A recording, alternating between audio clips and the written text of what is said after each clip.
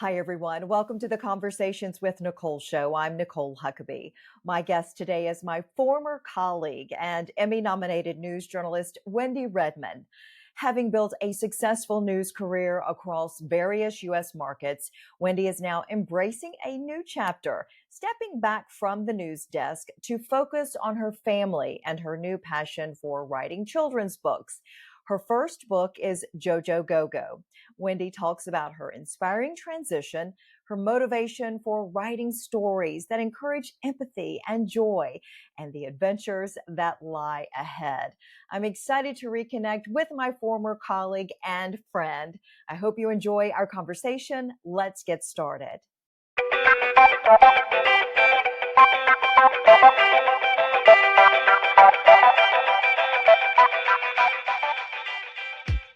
Hi, everyone. Welcome to the Conversations with Nicole show. I am delighted to have as my guest today my former colleague and friend, Wendi Redman. Wendi, good to see you.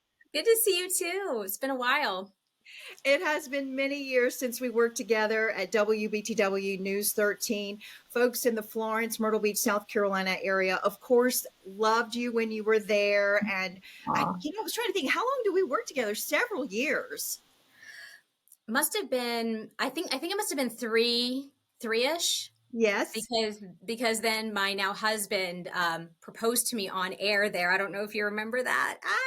And then we moved away after my first contract because he had another job, so I had to go with him. But yes, it was too short. It was too short. People love you.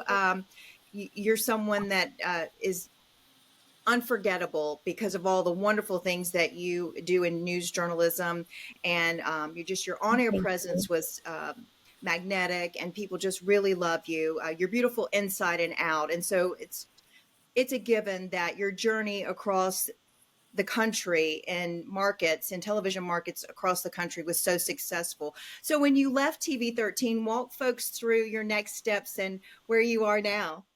Okay, first of all, I can say all those beautiful things you just said about me to you as well. I love you so much, Nikki, and it's so I love you. Okay, so to catch everybody up, husband proposed on air on my last day, mind you, at WBTW. We moved to Shreveport for his job. Then we moved to Savannah. We got married. I know you were at the wedding, Nikki, so that probably was even the last time I saw you. Yes, it was. I forgot that I was at your wedding. Yes, got married in Debadoo. So we went back to South Carolina for that. And then he got another job in Tucson, Arizona. So we were there. And then now he got a job in Tri-Cities, Washington. So we are over here. And when I was in Tucson, we had two beautiful little girls. They're now 5 and 3. And you know how it is when you have little kids, right? It's just, you feel so torn between wanting your career, but then also wanting to raise them yourself. And then, so I thought when we moved here to Washington, I thought this was a perfect break for me just to take a pause. I don't plan on being out of television for forever. I would love to get back into it when the time is right. But it just felt like a natural right time to pause to raise my girls because they weren't in school at all. My youngest just started. So, and then I still have one at home. So that's just kind of what I've been up to.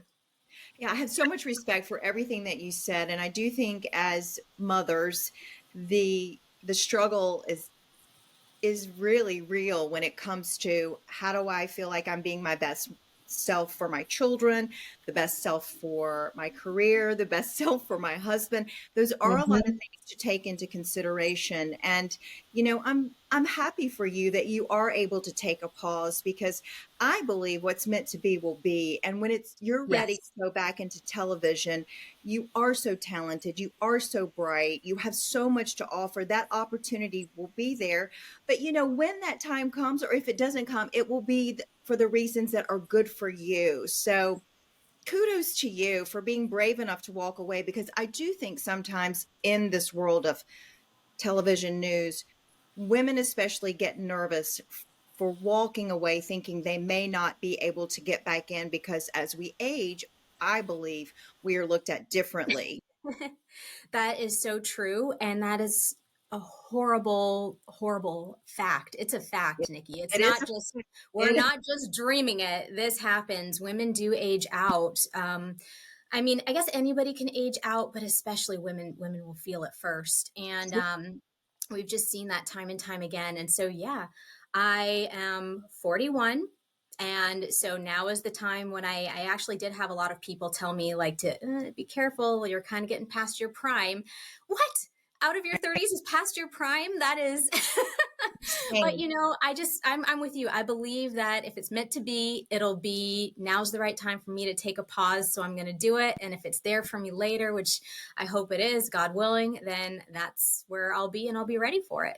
Yeah. I think that's the key, having faith and knowing that what's right for you will happen for you. And no matter what you do, you Mm-hmm. will be successful. And that is what we have to hold on to. So, all of that being said, you made this transition, and I totally understand that and respect it and admire it greatly. You said, I have within my soul to write children's books. Tell me about that. Well, it's so funny, Nikki, how this happened. So, in the news industry, we're just constantly writing all day. You're under deadline. You're like, you're just Yeah. going as fast as you can, right? I have 30 seconds to do this. I have 20 seconds. Okay. So, so I got out of that and I was like, whoa, different pace of life. But also, I felt like I needed a creative outlet to write. And so I thought, well, nothing's stopping me from writing. So I just sat there and I just started writing little stories for my kids, not thinking anything of it, just kind of releasing that creative energy I had, I guess, right? And then after a little while, I started thinking, man, they really like these books. These kind of are a hit with them. So why don't I'll go online, see how I can make them into an actual book so they can hold them. If my mom wrote a book about me, I would love to be able to hold that book. Yes. Right. And so I'm going online, I'm looking, I'm like, okay, well, now I need an illustrator and now I need this and now I need that. And this is going to cost X amount of money. And then I thought, okay, well, why wouldn't I just self-publish on Amazon then at that point? And then I just kind of tabled the idea for a little while. And then one of my good friends from Tucson, Arizona, we just so happened to be talking on the phone, and she was like, guess what? I just self-published my first book on Amazon. I was like, oh, that's great. I was thinking about it, but I don't know. I don't know that would work out for me because I'm not going to go online and find some random person to illustrate these books. And she was like, oh, it's my dream to illustrate, because she's an amazing What? artist too. And she had just been through the process of writing a novel and self-publishing it. So she knew a little bit about this world. And I was like, oh, everything is aligning. Isn't that crazy when that happens? Yes. Yes. And so I said yes. And she started working on it. And then I realized, Nikki, because I was not thinking all this through, I'm like, oh no, now I'm a business. Okay. Now what? So so now what? So I created my own LLC. So I am the CEO of a publishing company. Nice. I Love mean, it. it's just me. Women in It's just power, me. women in leadership. But I never saw this for myself. If you would have told me even, like a year ago, you were gonna have your own LLC and run your own business, Yeah. just myself. But even still, I would have never, ever believed you in a million years. So that's kind of how all of this happened. And so, but everything just kept working out. Everything kept aligning. Every time I had a hesitation about something, then it was literally like the next day, something would come into my life to put me at ease about it. So I just feel like this is the path I was supposed to be on. I just felt like something was pushing me the whole way. And so now we're here. So the book just released, and it I had no idea what to expect. It did really well on the first few days. It was number one in a category on Amazon, which was really exciting to see. So it became a top new release. We've fallen down from the ranks since then. We're back into oblivion, but it was cool to see while it lasted. And Yes. yeah, so now I Longevity, just have to, though. You have to have longevity. Longevity. yeah, well, I need to, kind of find ways to get the word out now because I got to keep it going. I need to publish more books. Well, I'm sure that you will. So tell folks about this book. The name is Jojo Go Go, Mm-hmm. Yes. and a little inspiration within your own family, I understand, with some of the books. So talk about that. Yes. Yes. Definitely I was inspired by things that, happened with my kids, or just, kind of things that I've experienced as a mother. My oldest name is JoJo. And she used to just always say, when she was just learning to talk, she used to always just say, JoJo, go, go, because she wanted to go too everywhere. And I just thought, oh, that's so cute. And that just wound up being the name of the book. So here it is, JoJo, go, go. Wonderful. And I love it. It's beautiful. It's a beautiful cover. Yes. well, thank you. Well, I can't take credit for the cover, but Elizabeth Wilder was the one who did all of the beautiful illustrations in this, and it's just gorgeous. And she knows the girls, so that's another great thing. She knows our family really well, and so it just was the perfect fit to be able to have her do all the illustrations. But the book is just about this girl that has so much energy and can't calm down and needs some Well, help. I can relate to that, right? I hope so. I hope I'm not alone on that. Oh, And so, like, as a mother, you're always trying to figure out, oh my gosh, this little kid is going to hurt themselves. They have so much energy running all around the house, getting into all these things, getting into trouble. Okay, so now it's time for JoJo to go. I need to take her out, and we need to explore. We need to do stuff. I need to keep her busy. And so that's just it's just about a mother and daughter, and what they do during the day to try to release some of this energy. I love that. Now, I believe there's a fur baby involved in your book as well, right? Oh, there is. There is. So we have an English bulldog named Tinkerbell. And Which I she, remember when you got Tinkerbell. So that's how long I've been around knowing you. And I remember when Tinkerbell yes, was only love before the children came into place. yes. So, oh my gosh, she's such a baby doll. And in the book, we call her baby. Well, in the book series, I guess we call her baby puppy. In this one, she just makes a little cameo. But she's in there, and I know you know this about her, but she's had a really tough life, right? So we she woke up one morning partially paralyzed in her back legs. Yeah. And well, actually, she was like fully paralyzed in her back legs. And then she went through this surgery that we didn't know if it was going to work or not work or whatever. And then she could use her back legs again, and she was great. And then now all these years have passed, and she's struggling. She's now partially paralyzed in her back legs. So she has a doggy wheelchair to help her get around. And so that's kind of nice. So she's featured in the book as well. Well, you're trying to create joy, show some empathy towards baby puppy's situation. So it really is a good parenting book, I think, it sounds like. I hope so. I think it's pretty relatable. And Yeah. I think, while in the course of a day, maybe you're not going to do all the things that we do in the book, but these are all the things that you would do with your child if they had so much energy and you needed to distract them and show them new things and let them explore and stuff like that. And so I'm hoping that other mothers out there, especially mothers of high energy young little girls, will understand where I'm coming from with it.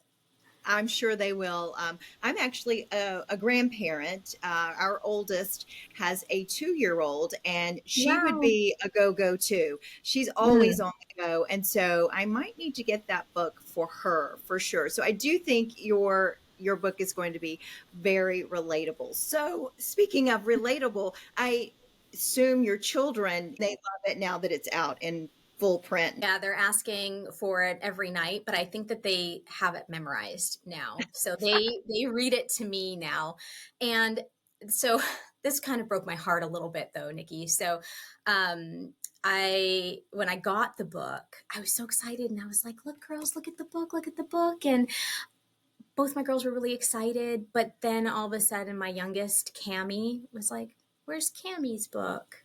And I was That like, was the next question. oh. So, Nikki, I'm going to give you a little scoop because I know we love scoops on television, right?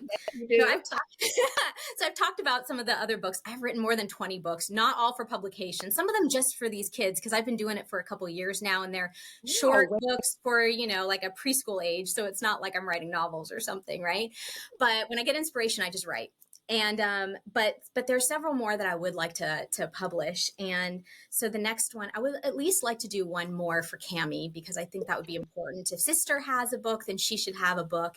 And but I've never talked about what it is. And so the next book that we are hoping to put out is called Crafty Cami. And this one is also very inspired by real life events. She is a kid that colors and draws on everything, but arts and crafts are her favorite. And so it's about the struggle of getting everything drawn on all over the house, or the messes that happen everywhere, but then also trying to encourage that creative spirit, because you don't want to stifle that. So that That's will be hopefully the next one. that is awesome. Crafty Cami, Yep. who I can't even imagine writing 20 children's books. I mean, you're so talented. That's incredible. So you've got a lot of books ahead of you, it sounds like. Well, I'm hoping, I want to share as many as I can. There are a few that I know that would, probably wouldn't be. They're probably more specific for my girls that might not be as relatable, but I still write them because that's why I was doing it to begin with, right? And Right. so, yeah, but at least a dozen of them I probably would want to publish. But I'm just taking it one book at a time. We have to see how the first one goes, and then hopefully it's good enough that we can do the next one. And then if that one does well enough, then we'll see, but just one step at a time. Yeah. Well, I think that makes it doable. You don't get overwhelmed. You just steady the course, just kind of Mm-hmm. continue the course, continue the pace, and it all starts to evolve as it should, as it sounds like it already has with your life. I mean, you have a beautiful family, you have a great Thank you. career, and now you're just in this next transition. Speaking of transition, what would be some advice that you would share with women who, feel like they need to make a change for their children? Because so many people relate to that. Well, I think it's just a case by case situation, right? Because our families all have different needs. I would say my best advice is um, to follow your gut, follow your heart, because that has never led me astray, never once. And I don't know, I'm sure I must have told you this, Nikki, but I had a couple of job opportunities besides Myrtle Beach, but I had before I had come there, and I had verbally committed to going to Myrtle Beach. I had a great feeling about it, right? Well, then along came some much bigger offers, Yeah. and I kind of struggled with it for a little bit. But when I thought about going to those other places, I something didn't feel right. Right. But everything on paper was saying that you should go. You should go Right. do these other like bigger markets. And I just thought, I don't know. I don't know. I talked to my dad, and he was like, Wendy, you gave your word you were going to go to Myrtle Beach, and I think you should go. You got to, hang on to your word. And when I got there, everything just clicked. Everything just felt right. And I was excited to go there. And I didn't feel like I had missed out by not taking one of those other jobs, Sure. because I didn't feel that they were right. So anyway, I guess long story short, I guess that would be my advice, is just to Great. really listen to your gut, listen to your heart, do what's best for yourself and for your family and for everybody that looks different. So there's no way anybody else can tell you. Yeah. I mean, people can try to give you advice, but they're not in your shoes. Mm. And if you imagine going down one path and you think, well, this is what I should do, and it doesn't feel right, then stop, reevaluate, look at the other path and see if that one feels right. I agree 100%. I think too often we discount what we really are feeling because we're looking at someone else who would make that decision or what looks good Mm-hmm. on paper. Had you not made that decision to come to Myrtle Beach, you would have never met your husband. That's no, no, I would have never met him. I wouldn't have had my girls and my dog. And it would have been a completely different life that I can't even imagine. And I love my life. I love my family. And I'm just so glad everything worked out perfectly. Well, you just are someone I admire. I always enjoyed working with, and I'm so glad that our paths got to cross because you made that decision to come to Myrtle Beach and we had the opportunity to work together. I know the sky is the limit. The world is your oyster when it comes to this next season of your life with writing children's books. You just are so talented, as I've said before. So, no Oh, doubt this is just going to continue on with writing children's books. So here's a look at the book again. This is JoJo Go-Go, and it is on Amazon. So you can just look it up and find it there. I published through Amazon and Ingram Spark, so you can find it through there, and they have distributed it to a lot of other platforms as well. So I believe it's on barnesandnoble.com and some other places you might find it. But I know Amazon is kind of one of the main ways that people find books. You can also check out my website. It's wendyredman.com, and join my email list. And then that will kind of let you know about all the different things that are coming up. And I'm going to shoot out some fun freebies or some different things that I think the kids might like. So that could be another fun thing to do. And your Instagram account too is one that yes. we'll like to follow, because you do have one designated just for your children's books. Yeah, so I just started it, and it's hard to develop that following when you just start. It's so hard. So please give me a like and follow. Yeah, so I just started that. It's Wendi Redman _author. And then I just wanted to keep it a little bit separate from my TV stuff, because I know a lot of people follow me for TV stuff, but maybe they're not as interested in children's books. Although I do post a little bit on my Wendi Redman Facebook page and then my Wendi Redman Instagram. But if you want just straight book stuff, then it's Wendi Redman _author on Instagram. The other thing is, everyone just needs to follow all of your platforms, and that way we won't miss anything. That would be great. I would love that. Yes. I love it. Well, listen, any final thoughts of words of wisdom about your life, or advice on maybe if someone wants to be an author like you are now? Well, I would just say, write the book. If it's in your heart, do it. And even if it's just for yourself, I can't tell you how accomplished I felt and how proud of myself I felt just by writing it. And it was only in my iPhone at first for the longest time. And I have all these random stories in my notes on my iPhone, and I'm trying to find them and sort through them now and get them into my computer. But I would just say, if it's whatever it is in your life, right? Yeah. Life is short. And if there is nothing holding you back from doing it but yourself, don't let yourself hold you back. Yes. Do it. I mean, writing doesn't cost you anything, right? So a pen and paper, or, if you like to do it on your computer or your phone or what have you. I didn't even have a computer. I just got one just for this purpose. So I totally get it. If you don't have that, honestly, you just need a pen and paper to get started. Just do it. I love that. That's good advice. I think sometimes we think we have to be so formal, or we have to do it a certain way, or this has to all be done before we can write, or yes, take another career or do something else. Sometimes you just got to do it, right? Well, just do it and see how it goes. I mean, when you are inspired to do something, when you feel really passionate about doing something, I kind of feel like that's your signal to check out that path and see what that is for you. Because I can tell you that if you do that, and you will probably find success at it, because it doesn't feel like work. This whole book publishing process has been in the works for a couple of years, and not 1 minute of it has felt like work. It has all felt like play, even though it is definitely work. There's a lot of work in there, but because it's just something I'm so excited about, it really, I love dedicating my time to it. And I think that if you can find that special thing, then it won't feel like work, and you'll be having the best time. And you know what? Even if it's just for yourself and nobody else, that's totally fine. You don't have to publish it. If you want to publish it, great. It's pretty easy. It's a pretty easy process, but it's not necessary. You can if you want to, but that's optional. Write the book, do the thing, see how you feel about it, take it one step at a time. Wendi, that is great advice. Great advice. I needed to hear that. So thank you for that. Absolutely. I needed to hear myself say it. I need to keep following my own advice. I don't know.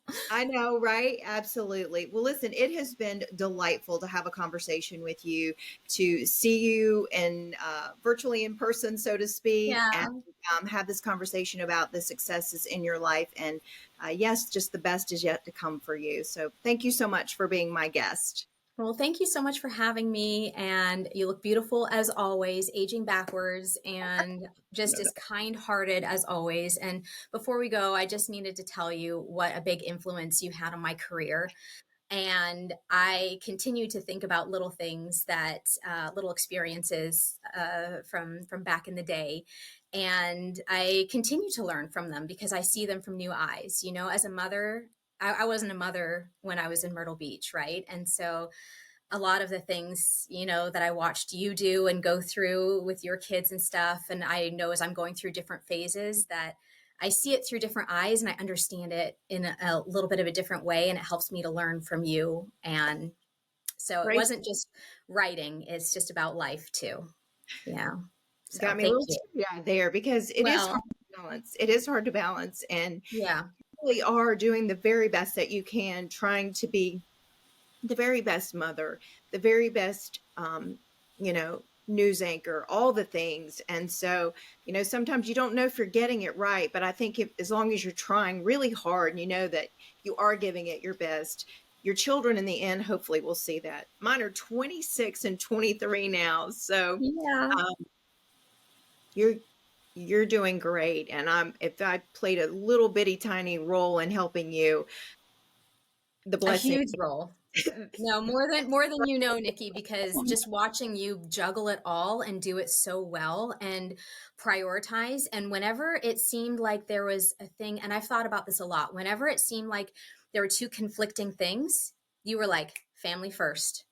And I Yeah, just saw that and I was like, you know, her career is not suffering because she's going family first when there's a conflict. that's right. It's not. And she's, you know, continuing to do amazing. And I, you know, need to remember that and take a page out of that book because your career is going to be there and it's going to be fine. And it's, you know, and it's family Yeah. first. And so I've Yeah. always loved that about you and Goodness. definitely something I've learned. Well, I'm thankful that I was able to be a bright spot because you in the moment you're doing the best you can and you hope you're Oh, I making know. decisions. So, I know well, it's listen, hard. before I just turn into one big sappy person here and fall out, I know. Virtual hug. I know, virtual hug. Oh gosh, thank you so much again for being my guest, for what you shared, and for the bright light that you are in this world, and for so many families and children that will benefit from your talents and what you want to bring to the world of children's books. It's awesome. Thank you so much. Thank you, Nikki. It's always good seeing you. We need to catch up again soon. I absolutely. I need to just get on a plane and come visit you or something. I know. I think I'm overdue to come out to South Carolina too. So Yes, we should have a reunion. That would be fantastic. for sure. Again, and that will do it for this edition of Conversations with Nicole. Until I see you again, I hope you have a great day.